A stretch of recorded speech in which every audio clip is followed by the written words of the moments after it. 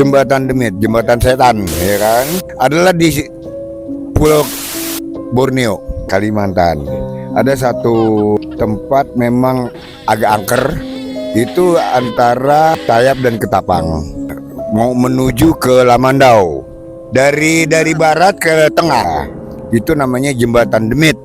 Di situ kita lewat jam 10 malam, itu motor kita berhenti di tengah jembatan. Tidak ada apa-apa. Akhirnya kita berhenti. Tidak ada gas, tidak ada apa. Akhirnya kita dorong dari tengah jembatan sampai ujung jembatan. Saking capeknya kita, Om Indra, kita minum air aqua dulu lah, ya dah. Ngerokok baru 3-4 isep, kita coba untuk menyalakan. Akhirnya itu nyala. Akhirnya rokok saya buang, ya kan? Segas lagi langsung ke Lamandau sampai jam 2.30 pagi. Oke. Baru saya cari penginapan. Bagi biker yang memang yang lewat situ pasti diganggu. Kayak teman saya motornya nggak bisa belok. Ada juga sebagian yang belum apa-apa udah mesinnya mati. Pokoknya itu jembatan memang jembatan yang sangat menyeramkan. Sebetulnya kalau yang angker itu banyak sih. Di Sulawesi ya. Sulawesi ada. Ya ada. Oke. Itu namanya daerah. Pokoknya di Sulawesi, di daerah Palu itu. Palu.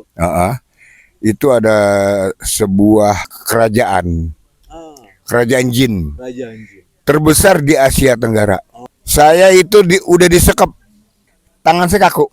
Jadi di situ kita langsung ya berdoa lah ya menurut agama saya kan. Akhirnya terlepas, itu pun terlepas saya didorong sama mereka dengan kecepatan lumayan 70 bukit. Motor saya didorong ya, tapi itu nggak kelihatan. Hidup, motor hidup. Tapi buka gas kecil, cuma kok laju. Ya itu, karena kan namanya jalan belok-belok kan, pasti kita nggak bisa kencang, ya kan? Paling 50 itu paling kencang itu tuh. Tapi kita sampai 70. Tapi alhamdulillah kita selamat. Oke.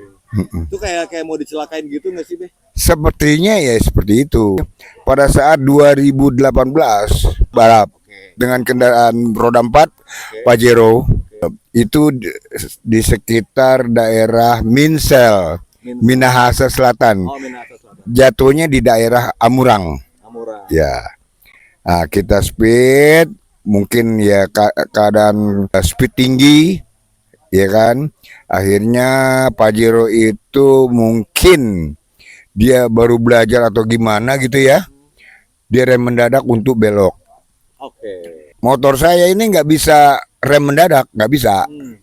Jadi harus step by step, bertahap. Saya nggak bisa mengendalikan. Akhirnya saya loncat dalam kecepatan 70. Tapi loncat saya ke sebelah kiri. Motor saya lepas.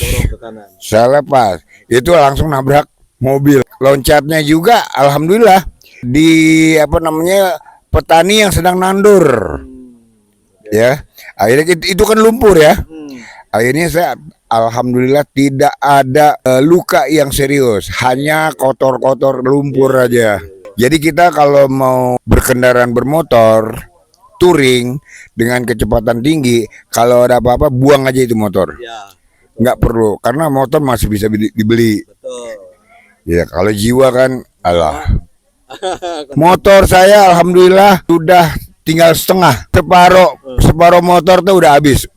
Tinggal mesinnya yang bagus. Alhamdulillah kita kontak teman yang di Kota Mubagu. Akhirnya dia datang. Akhirnya dia tanya, ini motor mau diapain? Saya bilang ya terserah. Akhirnya mau dijual, Be? Terserah. Harga terserah. Kondisinya juga udah dan di towing juga mahal, ya kan? Towing itu sekitar waktu saya di sana itu sekitar 5 sampai 6 juta. Belum betulinnya berapa, yaitu. Jadi ya saya bilang harga terserah dah. Akhirnya ditawar sama mereka 20 juta. 20 juta ya, Be? Saya bilang terserah. Akhirnya dibayar sama dia 20 juta. Cuma ada cumanya. dibayar 50% dulu sebelum BPKB di tangan dia. Iya. Oke, akhirnya dibayar 10 juta, kita balik Jakarta, keesokan harinya naik pesawat, Oke. ya kan? Saya urus dokumen, angkat berkas, akhirnya dibayar lagi 10 juta. Dan angkat berkas itu kan ada biayanya Om Indra, ya kan? Sekitar 2 juta. Betul. Akhirnya ditambahin sama dia 2 juta. Jadi semuanya dia bayar 22 juta. NMAX All NMAX-O tahun 2015. 2015. Iya. Oke. Udah cukup. Itu motor handal banget. Oh, iya. Tidak pernah ada sedikit kendala. Tahun ya. Sangat aman buat saya. Kalau saya sih hanya merubah CVT aja. Mungkin rollernya atau apanya, ya kita rubah itu. Kita percaya diri bahwa motor kita sehat. Oke. Itu aja. Oke, jangan mikir yang negatif. Alah. Ini motor gue ini gitu. Itu bullshit aja. Buat saya kalau rider begitu, rider pengecut. Oke, nggak ada nyali ya. Nggak ada nyali. Percuma spek tinggi tapi kalau nggak ada nyali. Betul. Alright. Kalau saya riding itu sebenarnya dari muda. Oke. Cuma pas mengalami keindahan touring itu 2015. Saya menguasai Indonesia dengan waktu 2 tahun. Keliling Indonesia. Keliling Indonesia, kecuali Papua. Kemarin saya nazar karena saya kecelakaan, bonggol saya pecah. Setelah operasi 1 tahun kemudian saya bisa jalan normal. Langsung saya bernazar, kalau saya memang sudah jalan normal, saya akan pergi ke Timur Leste sampai Sao Paulo. Dan udah alhamdulillah Allah sudah memberikan jalan terbaik. Akhirnya sampai juga. Walaupun kita terkekang di Pulau Rote selama 18 hari menunggu kapal, tidak kunjung datang karena cuaca yang buruk, ombak 5 meter. Akhirnya kita terkekang di sana. Sampai saya masuk rumah sakit 2 hari, saking stresnya. Tidak ada kehidupan di Pulau Rote, ya kan? Jam 6 aja kita udah makan susah. Sedih sengsara kita. Kalau kita sudah mempunyai mentalitas yang baik, kita touring kemanapun kita artinya tidak khawatir. Pertama, yang mental pertama adalah ya semangat ya. Itu melaksanakan touring jauh, itu kita butuh biaya. Oke. Walaupun tidak ada sponsorship, kita biaya pribadi. Umumnya saya biaya pribadi. Kalau untuk kesan yang terbaik dan menarik adalah di Pulau Timur, di Pulau Flores, ya. Dan memang Flores itu surganya biker. Surganya biker. Ya, karena dia mempunyai 6.690 tikungan. Wow. A sampai Z itu liku-liku jalannya ketemu. Oke. Mau turun, mau naik, keriting banget dah pokoknya. Semuanya ada di sini. Semuanya ada. Oke. Kita lebih banyak solo riding. Alasan pertama karena kita jalan tidak pernah pelan. Oke ya.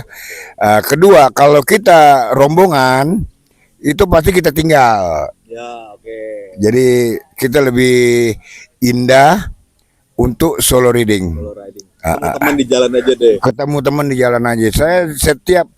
Saya berhenti pasti ada teman. Yang pertama itu kalau untuk basically kita harus punya mental yang bagus. Kedua, memang fisik yang bagus. Dan yang ketiga adalah keuangan. Ya, itu sangat mendukung. Kendaraan penting. Nomor 4. Nomor 4. Oke. Jadi kendaraan itu nomor 4. Motor dulu dirapiin baru touring, Be. Kalau saya enggak. Oke. Menurut Babe, cewek yang paling cantik di daerah mana? Pulau Sabu.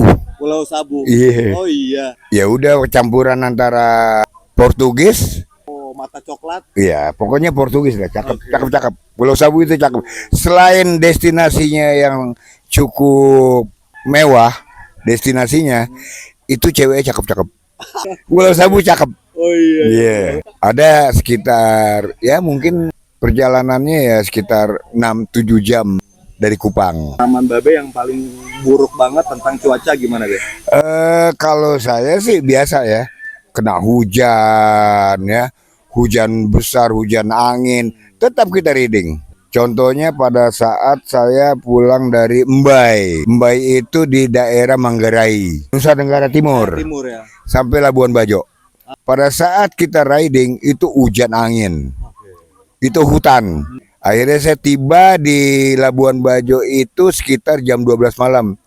Hujan badai, nggak berhenti, Riding. tetap riding. Ya, sekitar hampir 8 jam lah. Pesan dari Babe buat temen-temen yang mau solo riding keliling Indonesia. Silakan. Oke, buat teman-teman khususnya anak-anak muda ya. Kalau yang udah tua sih pasti wajar lah. Untuk anak muda yang mau solo riding, utamakan kesehatan pertama, ya kan. Kedua keuangan, ketiga mungkin ya kan mentalitas kita yang harus bagus, ya kan. Pengalaman jam terbang itu mempengaruhi untuk riding. Jadi yang keempat baru motor. Siap. Kalau yang lain-lain semuanya aman. Semoga perjalanan yang saya ceritakan ini mempunyai kesan dan pesan buat anak-anak muda, ya kan, supaya bisa bersolo riding ke seluruh Indonesia. Terima kasih sama-sama. Coba belajar dari yang udah punya jam terbang tinggi, artinya touring itu punya resiko, tapi kita coba minimalisir resikonya dengan mengetahui seluk-beluk atau tips and tricksnya dari yang sudah punya pengalaman. Thank you guys.